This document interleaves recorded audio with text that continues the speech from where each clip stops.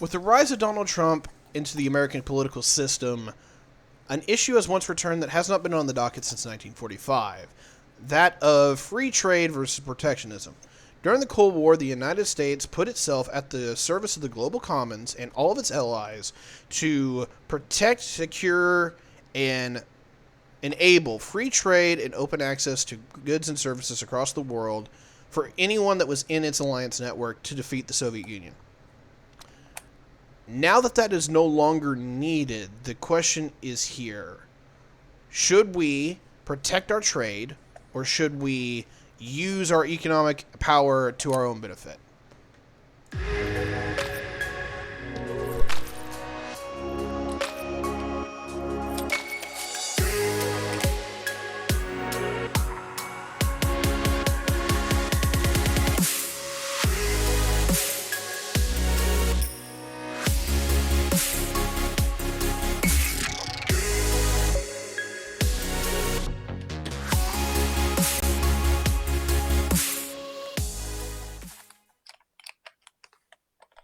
Good evening, everyone, and welcome back to Geopolitics with Tyberius D.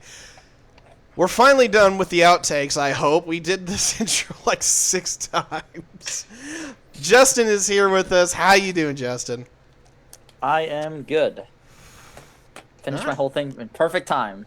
Fantastic. He's been working over on something there and actually goofed me up once. But, yeah, everyone got to Sorry. Everyone got to see the brand new visual version of the intro, and for those who are listening, the intro is now 30 seconds long. I hope you are enjoying the music while you're listening, but if you want to go see the intro in full, you want to see this on the live show, feel free to check that out up on the YouTube. That works very, very well. We're going to talk about protectionism and free trade, as obvious with the intro. Justin, what's your thoughts on this? My personal opinion, I think protectionism's dope. Fair enough. I think you've been listening to me a little too much, maybe, but maybe. Anyway, I want to help. I want you to help me keep me centered, because we're definitely not centered today. I'm not here at all. All right, so yeah, we got this. Do we want to start with free trade, or do we want to start with the benefits of protectionism? I'm thinking. I think free trade, because that's the system that we're coming from, like this largely free trade system. That's where we're at, right? So I think we should start there. All right. So what is the context of free trade? Put it this way. When we talk about free trade, that is basically where anyone and everyone gets to trade with each other, with some restrictions. There's always going to be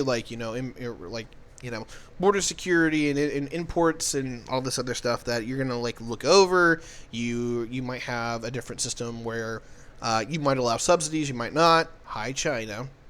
But the whole general level is that you basically participate in the economic commons, but you can deal with anyone and everyone as a whole. However, there's different levels of doing this, whether it's within a particular block of countries, whether it's in the global commons as a whole. There's different layers and different levels to this. So why would anyone want to do this? Well, the biggest reason why this is happening is actually because the Americans enable it. Before that, that was never the case, is that everyone had their own economic systems, and while there would be some interdependency because of the fact that some empires just didn't have the things that other empires had, that was largely a means to an end. Is that most people kept everything in-house, because if you didn't like that guy over there and you went to war with him next Wednesday, you lost everything and you immediately went into depression. That actually does happen. So you didn't have nation-states to a large degree. Of course, what we think of today as nation-states, these would be built out of, but there wasn't that. There was the British Empire, and the French Empire, and the German Empire, and the Italians, and the Russians, and just pretty much everybody had that. Anyone who could build out one was an empire, and the only reason you had most minor states like Bulgaria, Romania, Serbia, states like this, is largely because an empire had collapsed, and was basically, this was the way to get them out. Greece cannot survive without an imperial state protecting it. Just absolutely cannot. And if you look at some of these smaller states like Serbia, usually, if you eventually what you'll have is you'll have an imperial power that is simply too strong for them to deal with alone, and they'll basically usurp and dominate them. That's not always the case. We do see some independence here and there, particularly here in the New World. That never really got off. Once everyone in the empires broke away, like, we've never seen the empires really try to return here. And that's largely, a lot of that might be the Monroe Doctrine, but we'll table that conversation for a little bit. But if we're looking at mostly Eurasia, is that, particularly in Europe, but even outside of that, we saw that if you couldn't support... if you cannot support yourself and build out in your own, if you can't build out your own nation state that is highly successful and highly profitable, you'll largely get overrun by somebody who is. And so there is a list that I was going to try to put together, but I believe it is like pretty much a core list of 12 or 13 nations, which pretty much dominate world affairs and world events for the last 400 years, and that's just because either they got the technological suite to build out to being a nation state, an industrial nation, which eventually would become an empire, or they had it naturally. That list is following: the United States, Argentina, yes, Argentina, we'll talk about that at some other given date, Britain, France, Spain, Germany, Italy, Poland, yes, Poland, Russia, China, Japan, and Australia. And there's a few levels here where it will have like these intermediary players that can really get in. I forgot the Turks. I am so sorry. I forgot the Turks on that one. Oh, the Turks are in there. Turks. Yeah, fair enough, right? There's a few people in this list that are kind of like secondary powers. They've never really been able to get their system up and running, but they should at least have the geographical advantage to get at least some kind of decent state going. Egypt is one of these. I'm not counting the minor powers that are like Canada. Canada is basically an American puppet by all strength and measures. I'm not counting that. For anyone who's asking, Canada is the United States. In all fairness, they are a nice hat. Unironically, yes. Yes, thank you. India is one of them. India is a problem. They're kind of on. They should technically be part of the core list, but they're kind of not. Add them to the core list. I'm sorry, I should have labeled this out beforehand, but India's weird because India pretty much breaks everyone's rules. And so, yes, India's on the whole list, but honestly, India isn't really India. That is a conversation for another day, probably. No, wait, go check out the India episode. I explained this. Like, India is this hodgepodge of all these different nation states and all that work together, and they're for a greater whole. They're basically like the European Union, except it's a federal state. But yes, add India to that list. To the primary list. The secondary list is definitely Egypt. Spain actually might be in the secondary list. They've had a real tough run ever since the Spanish Empire went to crap. They've never been able to put it back together, and their geography kind of sucks for it. I still think they're in the primary list, but they're really hard in running the primary list. The secondary list is, if I said Australia in the primary list, it should be in the secondary. Maybe Japan's in the secondary. They needed the technological innovations of deep water navigation and large-scale manufacturing before they could really turn it around. That's what really kind of put them over the edge. And so I want to talk about that on a different episode. I need to pull it all together and put out a thing. But, you have these major nation states that basically build out into empire. And so we need to talk about the relationship between those. If you can't get it, you went out and you took it, right? I'm paraphrasing Zion again here, but he's right. He sells this pretty well. So I apologize for once again going after the Zion. But anyway, the Britain doesn't have everything it needs within the British Isles, right? It doesn't have oil. It doesn't have large access to many raw materials that you can use to build out a modern economy. You have to import. Well, in a world of free trade, you can do that. Beforehand, you couldn't, right? This is the era of protectionism. And I'm supposed to start with free trade, but I just, either which way, you kind of have a chicken and egg scenario.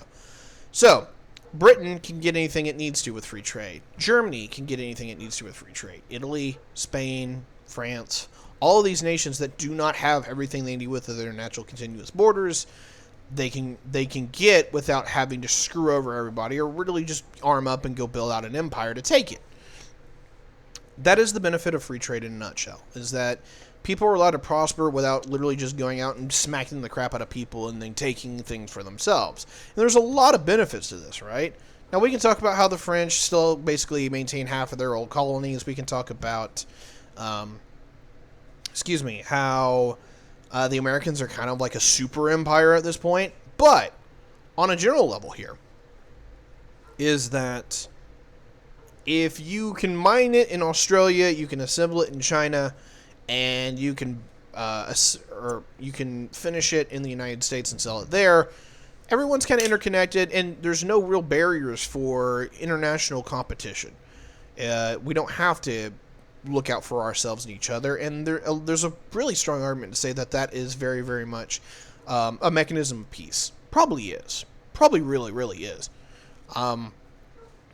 Going back to what we saw beforehand, it looks very, very much like the fact of the matter is that if you don't have it and somebody else did, eventually you'd go to war to try to take it from them. Now, sometimes it was, I'm going to be a little, I'm going to punch on some folks here, but the long and the short here is that the European powers basically could walk into Afro-Eurasia and pretty much march over everybody because they had machine guns and everybody else had, spears and maybe flintlock muskets, that kind of thing. It was the most one-sided of shit shows, and it only got worse as time went on. Dare I talk about the Opium Wars? So, basically, the Europeans were able to, whether it was the colonial era or even in the imperial era, just reach out, touch everything, pull it into their spheres, and if you look, the vast majority of the landmass in the world was only owned by about 15 nations. That's incredible, because there's now 200 nations on this planet, and the biggest one's Russia. Now, granted, Russia's kind of like the empire that never died, but we'll talk about that at a later point, or you can just watch the old Russia episode. They're probably going to be the last to die. So, moving forward, I guess we'll have to do protectionism, or do you have any things that you want to add to this, Justin? So, as far as free trade is concerned, you talked about how, the benefit is you essentially, by allowing this free trade system, stop people from going, I want that, pew pew. So, can you just quickly talk about direct negatives of free trade? Yeah, I kind of hit, I kind of didn't finish out the full pro list, and I definitely didn't hit the con list, right? So, yeah, the pro list is largely everyone gets to cooperate with one another. They don't have to get in each other's face and fight over everyone's resources. As long as you have the capital and you have a corporation or an entity that you can just reach out and be like, hey, look, you have things, we can mine it for you. That works really well. Now we can get in the IMF, we can get into basically the exploitation of the third world. I'm going to table that to a large degree. Is that you need the capital built out from the core 12, and you need them to you need that financial security to go out and actually do your work for you. That's actually why empire is one of those things that almost will probably never go away. Is that, if I'm correct, geography pretty much enables that only certain areas of the planet are going to generate capital, and everywhere else is just going to eat it. And until that changes, that is not going to. Sorry, that's obviously not going to change, right? Until that changes, we're not going to see any kind of major movement on that. And so the core 12 is largely going to be who calls the shots as far as developing economies. Now that relies on everyone to play nice and all this stuff, but for the most part, we've had a world hegemon, or at least a world hegemon that fought against another one, which basically kept everything in order and everyone knew what the rules were. That's starting to change, but what's the negatives of this? The problem with free trade, this is one of the things I'm really critical about, and this is a bit of my own opinion, so you can deal with this as you wish, is that when you're dealing with major industrial states, the United States, Canada, France, Germany, United Kingdom, even some of the former Eastern Bloc that, even though they had an economic collapse and a demographic collapse and all this other stuff, is that they have decent standard levels of living. And so you're all kind of on the same playing field, right? You have nice things, they have nice things. You have washing machines, they do. And what I'm trying to get at here is that when you all are in the same standard of living, is that comparative advantage, I think, works really well. Where if Poland's really good at building lumber, and France is really good at making wine, and Germany's really good at making beer, is that while you can do your own thing, the people who do it really well give you it better, cheaper, and easier than everyone else, and you have a higher quality product that is cheaper. That's comparative advantage, and I don't say that that's completely off the rails, but when you stack the deck, comparative advantage is nonsense. And a lot of people in economics tell me that's not the case, but I'm completely against the grain. I admit that. But I want to explain why this is. Somebody put it in chat very, very eloquently, at least in my opinion, is that when you compete with people who live in huts, you better be prepared to live in a hut yourself. That's actually not unrealistic or untrue. Is that having a major developed economy, you're going to be paid significantly more than people that are undeveloped, right? Now, if you kind of control for that, and you're like, all right, cool, we'll help industrialize you, we'll help, you can do the mining, and then we can do the assembly, and then you can do the finished product. That works pretty well. However, that person's still in tier 1 of their economic development, and you're in tier 2 or tier 3. Or if you're now tier 4. The thing is that now everyone is, once you get to tier 1, eventually you go, hey, look, we do have some money, let's do something with it ourselves. And you start going into tier 2. And the problem that we have with where this all ended up going is that everyone who is in a tier 2 or a tier 3 industrialized society started having to go up against people that, while were basically working up their own way up the food chain, is that they could do it at a far more cost competitive advantage. And so I want to talk about just the balance in the United States and Mexico as an example, right? The United States has always been, it's been the world superpower for 70 years, right? Mexico has been kind of just seen as an underdeveloped nation, part of the third world, for pretty much since its foundation. And it's amazing because it's right next door, right? It's not Canada, which maintained parity with the United States. It was it is a whole beast unto itself. Now, for anyone wondering, I do believe that is largely an effect of its geography. We can talk about why Canada is so much better than Mexico at a later date, but go check out. We don't have episodes in either one of those, do we? Maybe want to get to that, don't we? All right. Go check out Generating Wealth and Capital, or Generating Wealth episode. Definitely go check that out. So, the problem here is that if you have the United States and you have Mexico, let's just assume for a second that they're even, like they have even populations and all that, and the only difference is their standing of living. Who's going to get every economic advantage possible? It's going to be Mexico. If you can do it cheaper, if you can do it easier, if you can do it more productively, or even if it's not even as productive, but you can do it significantly better on the margins, every economic advantage possible is going to go to you. Which leaves what? If you're an American, and all of a sudden Mexico can do your job, and even though the quality might not be as good, or the productivity might not be as good, but they can do it for literally 1/4 the cost that you can, that job is going to Mexico. And to make this go full circle, why does this matter? Is that this is primarily why we have seen the hauling out of the industrial factory, or the industrial factory of the developed world. That's not necessarily a problem unto itself. By all accounts, that actually should be like, all right, cool. We're getting rid of our manufacturing. We'll work on services. If anyone has seen the episode, I think I talked about this. Oh, in the Industrial Revolutions episode, go check that out if you haven't seen it. We talked about why service economics are actually probably way worse than manufacturing economics, and actually is the biggest reason why we're losing the middle class writ large. So that's a problem.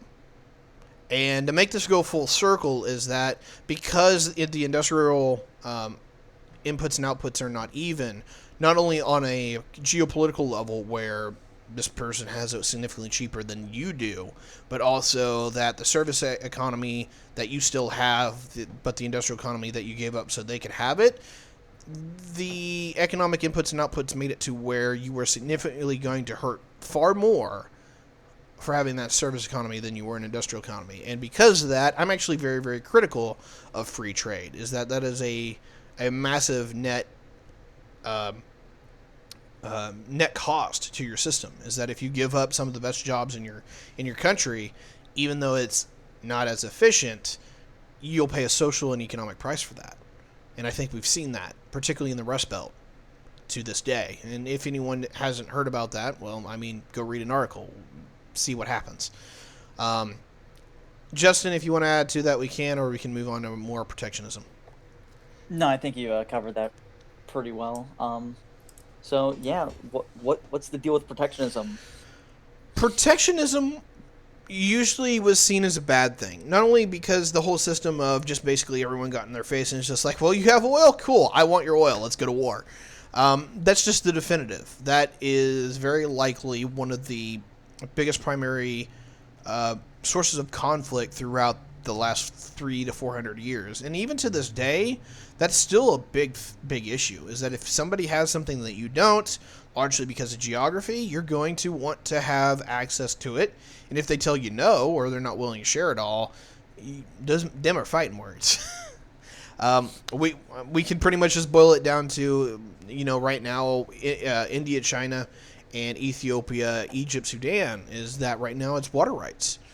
It's that people have more and more increasing demands for water and how to use it, and there's dams being made to control that, which the people downriver are basically saying, hey, that's my water, screw you.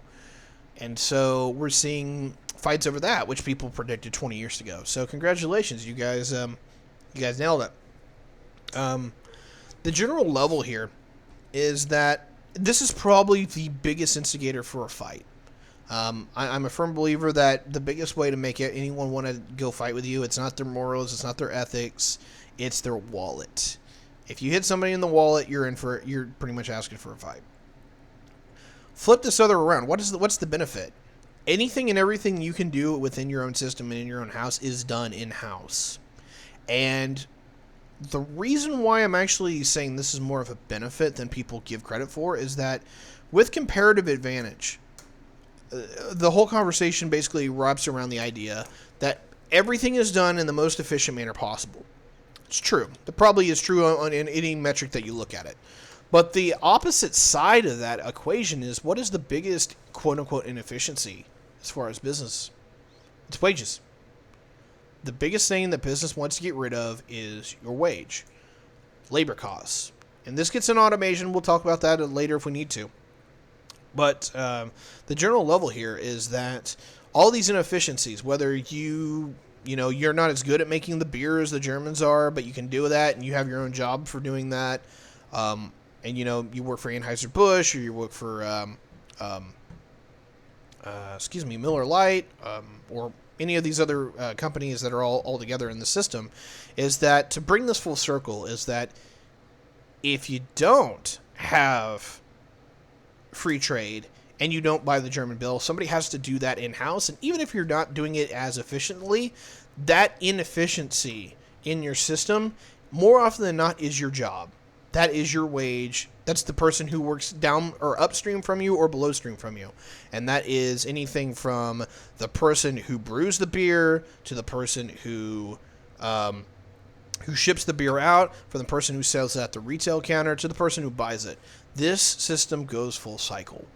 And one of the big things I have that I'm very counterative to in comparative advantage is that all the advantages go to simply to the people who do it best. And because it's just more efficient, that just means that there's lower wages across the board.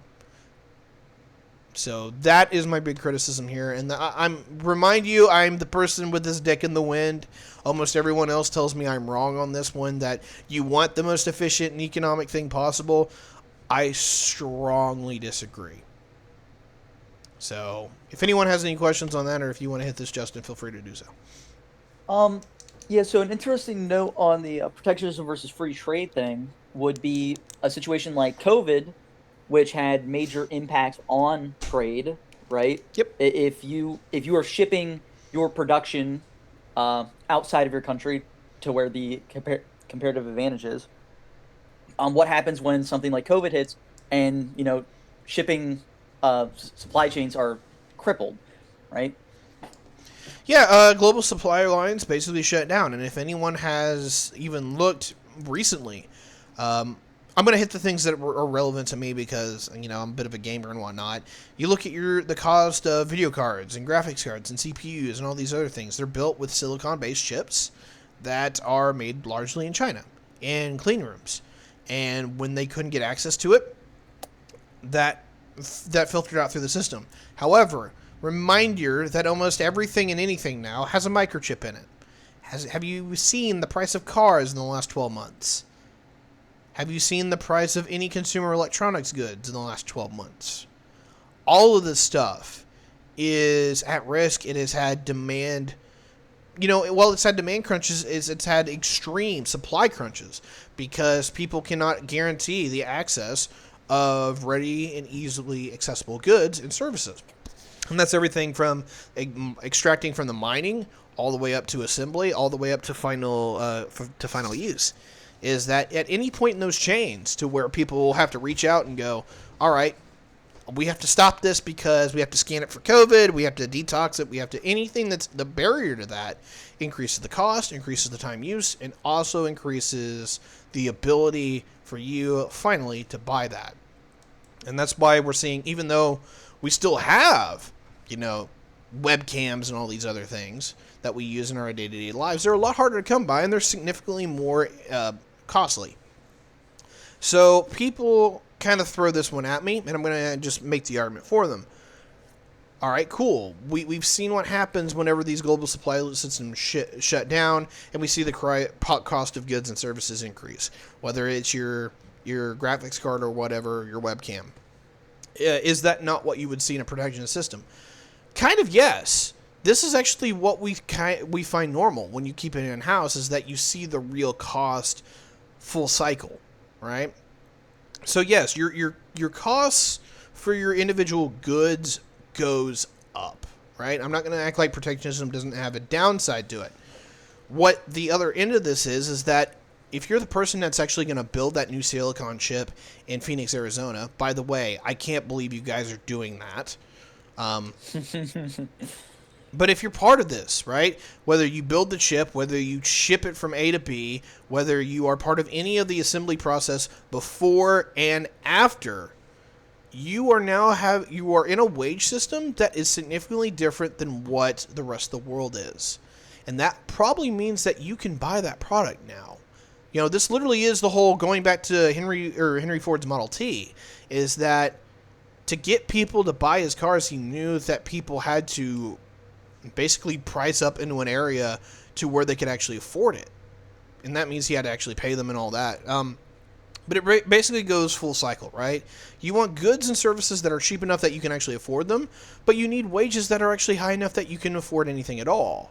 And my assertion is if you look at the world before free trade really takes off and the United States looks after its own interest, is that the United States didn't have near the poverty problems that it does now.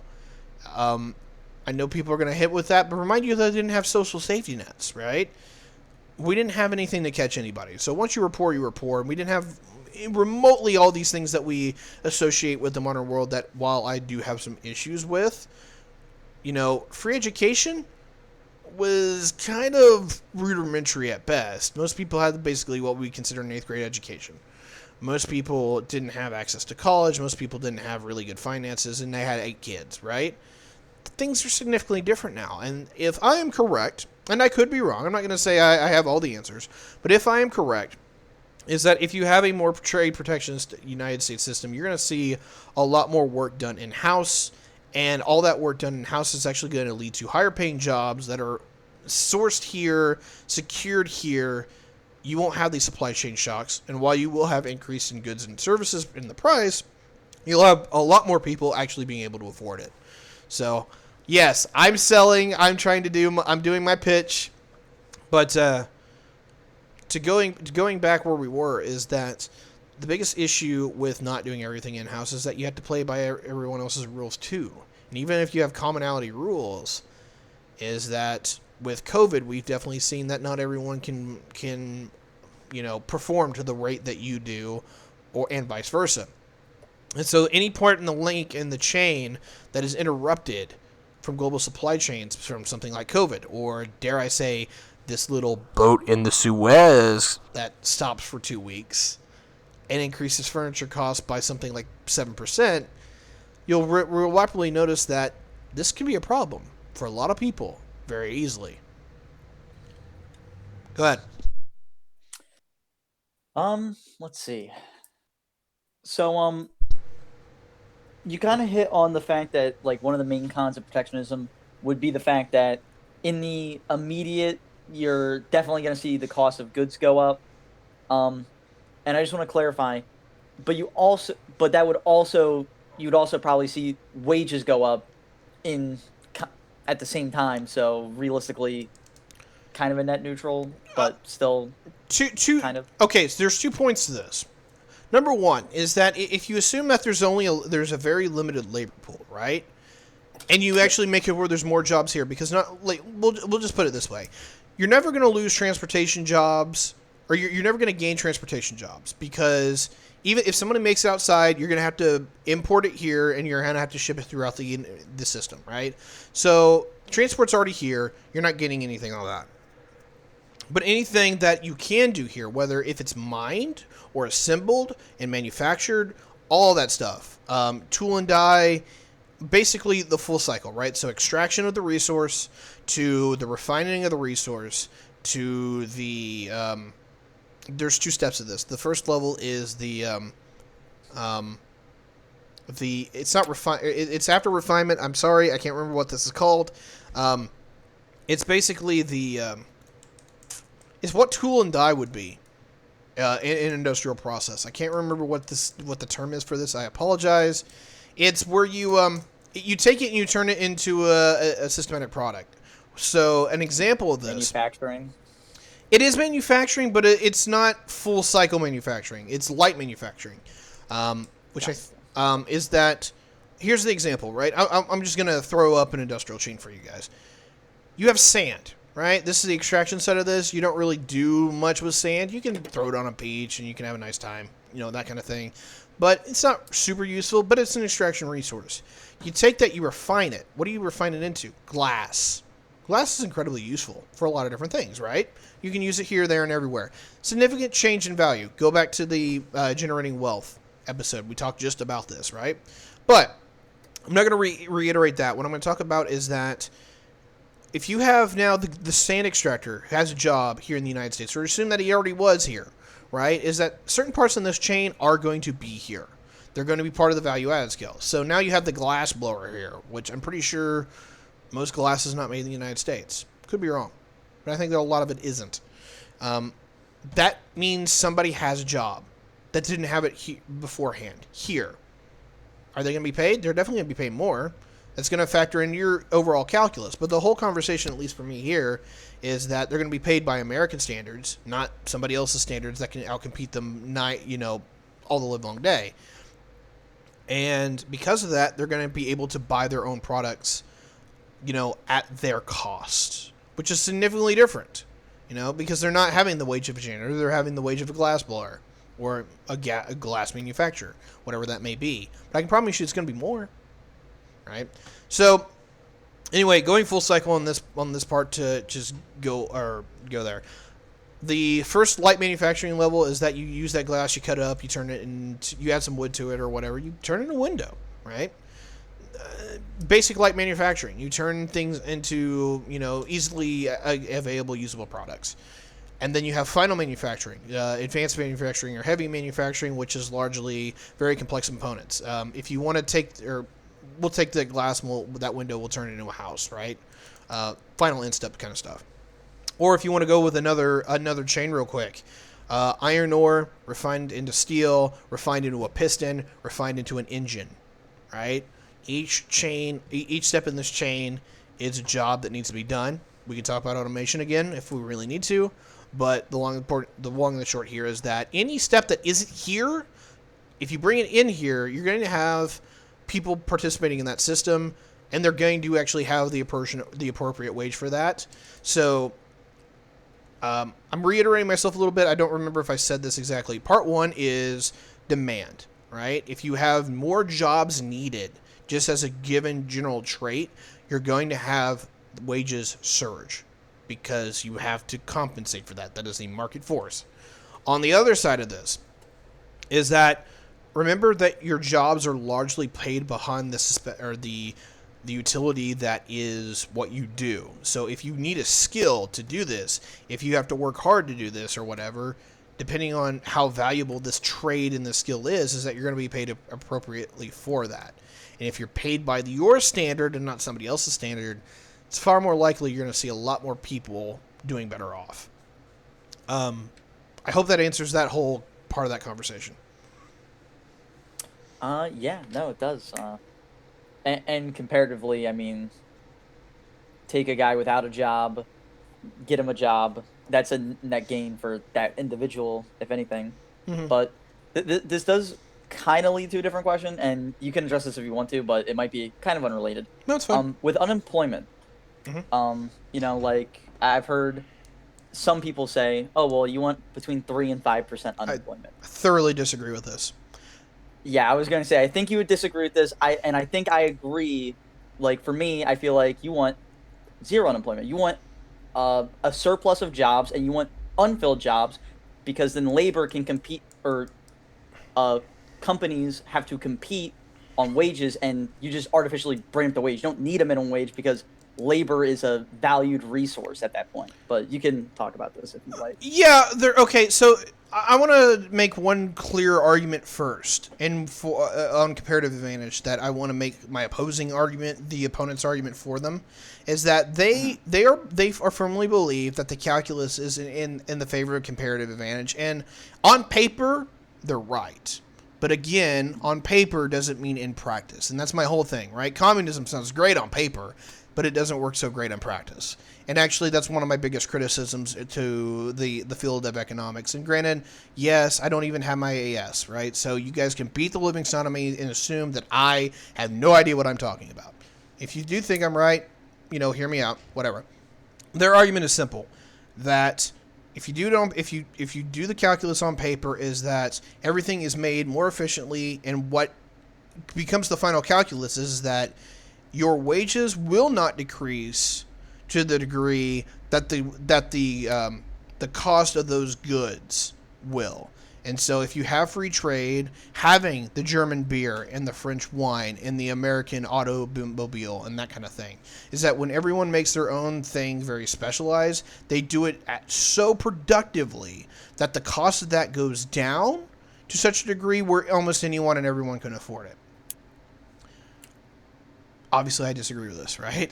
But their whole thing is that even if you lose your job because you don't have the American beer manufacturer and you outsourced it to Germany, is that on the pejorative whole, that is better for everyone, because that means the wages are in flux competitive wise across the board versus the price of the goods being basically dirt cheap. I I would say if you had the industrial nations all playing by the same rules, you're fine. Like that actually works very well. Like if you have a United States and Canadian trade relationship, and they're playing by the exact same rules, you're good. But if you put that into Mexico, or God forbid China, right, or India, where literally the standard of living is 1/3, 1/4, 1/5, 1/10 of yours, and India's standard of living is 1/10 of the United States, what is the reason to literally not have them do anything and everything? There's no jobs left. You're literally going to do only what you can do here, and that's actually pretty much what I've said for a very long time, is that we pretty much outsourced everything and anything that we damn near could. So there's a whole conversation about that. You were asking me about unemployment. Yes. This is unrelated, but I'm going to hit it for a quick second. So I do think that I like to use market forces in specific ways. I don't like artificial price controls. I don't like minimum wage. I don't like rent controls. I don't like any of those things. I'm a firm believer that of kind of like a neo-Chicago school kind of guy, actually. Is that I believe in taking the general microeconomic principles, figuring out what the calculus is, and then trying to do specific things to move those equations more to where you want them to be. And so I'm not like, oh, yes, the government has to control everything. I believe the government is basically kind of like a steering barge in a river, right? There's only certain places you can get the river to go, but instead of just being like, nope, I'm going to build a dam here, you can't go here, is that you use basically pillars of navigation to steer the river, or, you dig it out to where you want it to flow. Sorry for the analogy, but the whole thing here is that I'm pro-union. I think unions are very good for collective bargaining. You get everybody together, and any kind of system that, I'll put it this way. If you work for a job and they offer 50 positions of employment, you come to that job when you negotiate and you offer one slot to fill. Just on that calculus alone, that company has a 50-1 power advantage over you. Now, in reality, it's actually not that bad. It's usually however many slots they're opening. So, in that 50 job slots, right, we're going to assume that 5 of them are managers, right? If you're applying for a manager position, it's 5-1. So, it's not nearly as bad. But if you have an organization that goes 5-5, that's going to work out a lot more in your favor. The problem is that there's some times where it's just like, hey, look, you can negotiate better for yourself. 100% get that. Go for it. Most people can't negotiate worth a crap. You can see this in pretty much every car deal you could ever find. So the long and the short here is that when it comes to wages, I'm very much pro-worker on that regard. I'm not a socialist or anything. Don't worry. It's just there are certain levels where I'm just like, look, the American worker got screwed, and I want to help them out. Unemployment. Unemployment's kind of the same issue. I don't say you shoot for zero unemployment necessarily, but the idea that you should shoot for 3% is ridiculous to me. Because their whole argument is this. You want enough people looking for work and in transition that they're going about, keeping everything stable. You don't have a massive shoot up in the price of labor, in the cost of labor, but you also don't want it to, so high that basically labor plummets, which would be, 10% unemployment.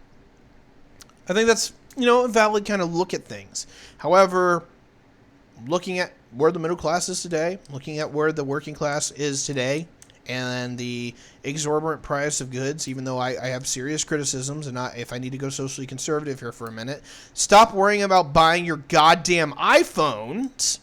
They're pieces of junk. Stop worrying about it.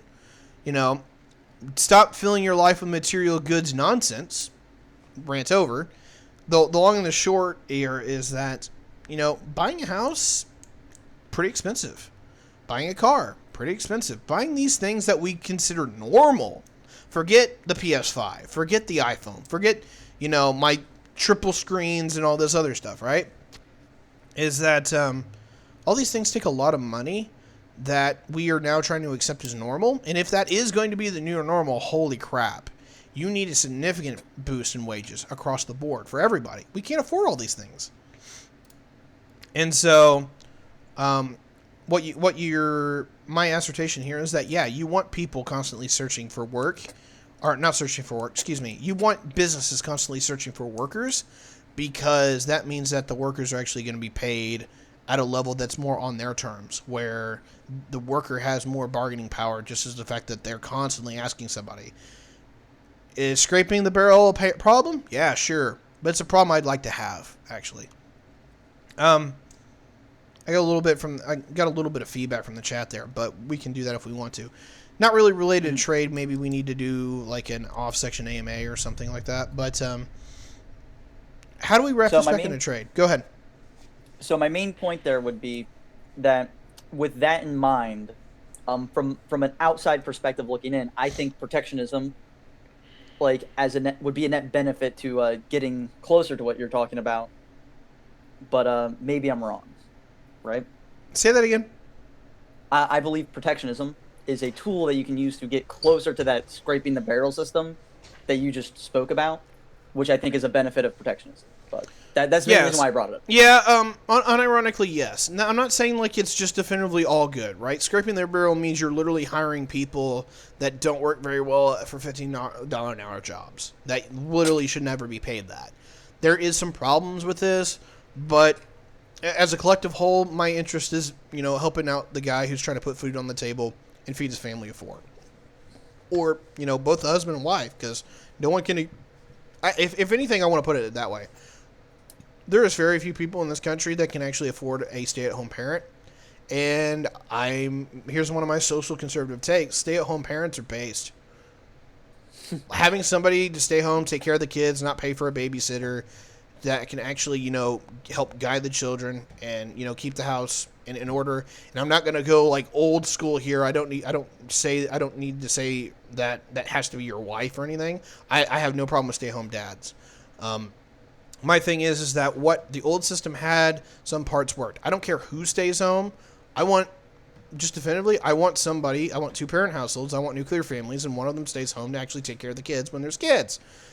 You don't have to do that when they're 10, I guess, or 13, whenever, you can go back to work at some point and, help build out for your guys' retirement. But the whole thing here is that I do believe in families and all this other stuff, and I want to support the American workers in actually being able to have that and to build out good, functional families, and we've lost that. And so a lot of this is actually kind of rooted in some socially conservative takes. So, economically liberal in some regards? What?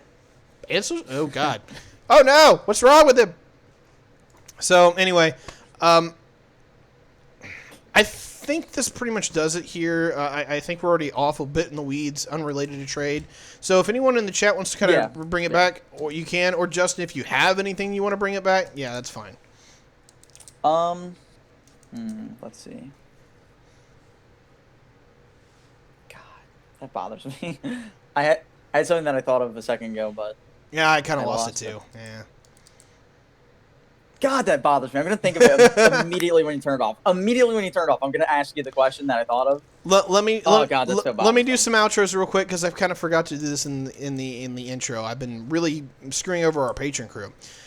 Geopolitics with Tyberius D is brought to you by our wonderful patron crew of Andy, the West Dude, Julia, and Drew. Appreciate each and every one of you for helping us out. It's been an absolute blast. We're actually increasing in our revenue share. It's kind of nice. You guys have been helping us out quite a bit. If you're interested in the show, if you're listening to this, helping us out would be great. We're doing okay, not doing amazingly well. I would, if I could double where I'm at right now. I'm sorry, I'm being greedy, but if I could double where I'm at right now, that would make me not have to worry about a lot, and I could actually probably cut some hours on what else I'm doing out yonder, and actually really focus on this, because I have to do a lot to get all of this provided for you, and some of this show is quite quality, or it has some quality that I think a lot of people like, particularly when I talk about North America and Western Europe. But there's episodes like the India and Pakistan episode, which unironically have some of the highest viewership of any of my episodes, but I felt a little out of my depth, and I don't want to come into this. I want time to be able to read up on everything that I'm doing. I want time to be able to prepare for the show, and I try to do that where I can, but that requires me working 70 hours a week. I just can't manage it. I'm literally going to blow a gasket. I'm working 60 some hours, so just trying to do everything from top to bottom. So, I'm not trying to give this as a pity party. I'm just trying to give people the idea of where I want to go and how I get there, and I need your guys' help to get there. If I'm going to afford being able to actually look on a computer and read up on stuff and actually read my books here, I can't be burning fuses at both ends because I'm kind of already there, and some of you have seen the difference in some of my videos and videos and episodes that I'm having trouble. I'm having some trouble keeping the quality up here. So thank you for the sub. I really appreciate that there in chat from No Nonsense. Absolutely appreciated. And if anyone is willing to, in the YouTube, there is a donation link. You can hit it up there. We'll try to shout you out. If you get to the $50, having spent on the show at any one point, you're actually automatically added to the Patrons Club, and we pretty much showboat you in the show. And I apologize, I'm not doing that as well for the people that are already on the show. But yeah, Justin, did you get your thing? No, I never thought of it. Fair enough. Like I said, it's gonna come to me immediately after we end, and I'm gonna be so angry. All right, so we got to 51 minutes, even though we kind of blew the last 10 minutes there. But if you want to help us out, we'd really appreciate it. If you have questions for me, we're going to be doing an AMA after I get back from vacation. We'll be having an announcement on the vacation here before too long. But shoot me questions about what you think when we get the big AMA episode, and we'll do basically spend a full hour just answering whether it be a personal question or whatever. So you can contact me on Facebook, you can contact me on LinkedIn, you can contact me on Twitter.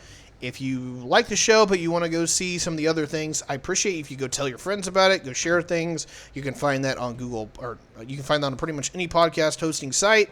You can hear it on those. You can see it on YouTube at any given point 2 days after the show is recorded. And if you actually want to watch the recording, it is Monday, Wednesday, Friday on twitch.tv/TiberiusD. Pretty easy to find. Thank you all very much for watching. I appreciate you being here, and we'll catch you next time.